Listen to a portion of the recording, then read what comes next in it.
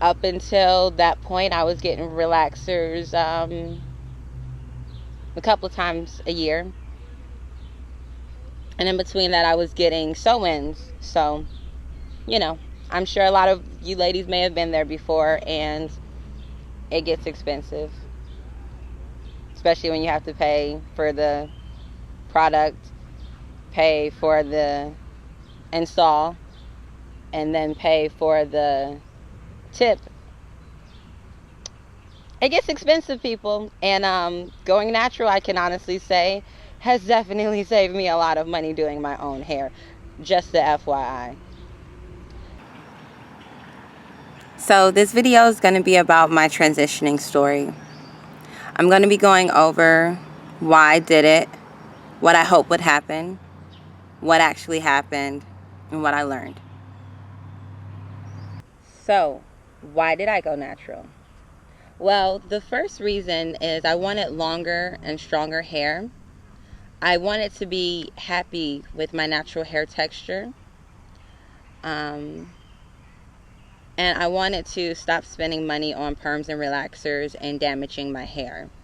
I also decided to transition because I was afraid to do the big chop and have to have a TWA. I wasn't confident in my ability to pull off short hair at the time, even though now I wish I probably would have, to have that experience and go through all those cute short hairstyles, and to be able to have that experience. Let's see, what did I hope would happen while transitioning and through transitioning? Well, I hope for one that my hair would grow overnight, and of course that didn't happen. I learned a lot about hair at that point. I was hoping to not use relaxers and perms as much, and just really hoping for extremely long hair, like down to my feet even,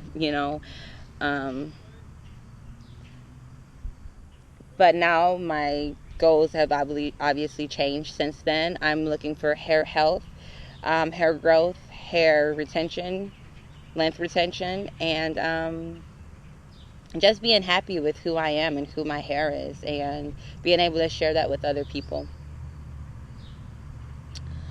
Let's see.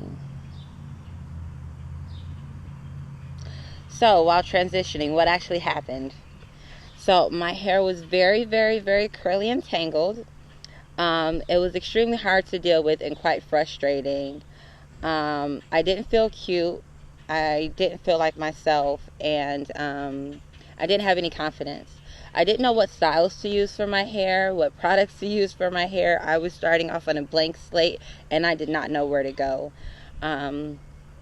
I started watching YouTube videos and getting advice from some other natural ladies on what they were doing to their hair.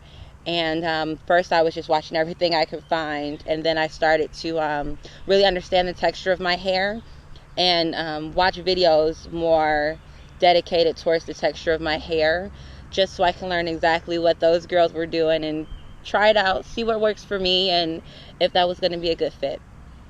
I'm so glad that I did, because it really works. I found a lot of great, useful advice. Some stuff that was not so useful, but a lot of great, useful tips that I still use to this day. So I do thank the ladies on YouTube for creating videos about natural hair and getting that information out there for other people to view. It was very helpful for me, so thank you. I felt a lot of encouragement after watching the videos, after seeing how proud and happy people were to just, I don't know, it's almost like be free, to not hide behind a weave or hide behind a perm. So I felt very happy doing the transition and having the two textures hair. I felt happy getting away from the fear of finding out who I really am, I guess, is how I would explain it. Do this.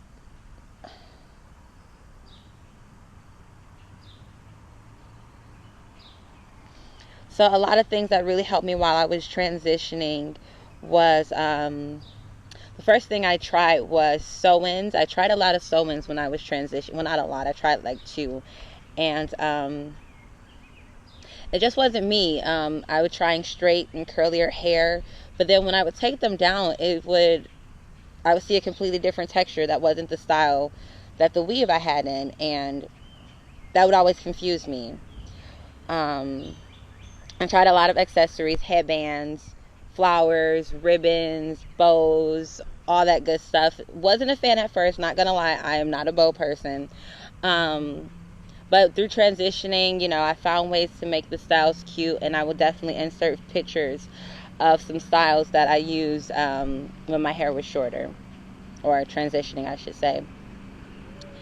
Needless to say that I did not transition for long.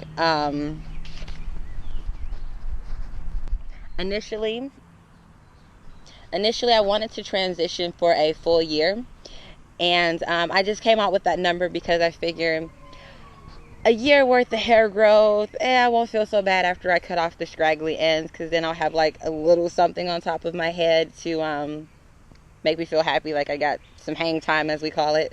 So I originally thought, I can do this. I can deal with 2 textures of hair for a whole year. That's easy. That's no problem.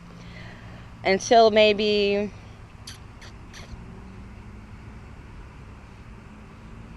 2 months. 2 months I got tired of it. I big chopped by 6 months or less. Probably more like 5.5 or 4.5.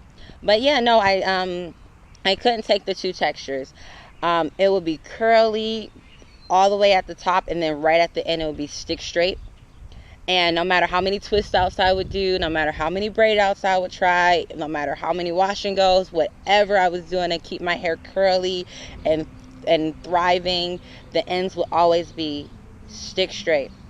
And it just made the style look very flat and unkempt, and it wasn't me. So I cut my transitioning journey short, and I just went on ahead and did the big chop. After I cut off all the relaxer, I had maybe 2.5 to 4 inches of actual curly, non-processed hair that had grown in. Now, when I did the big chop, I watched tons of videos on YouTube prior to doing it, because I did do it at home like a genius.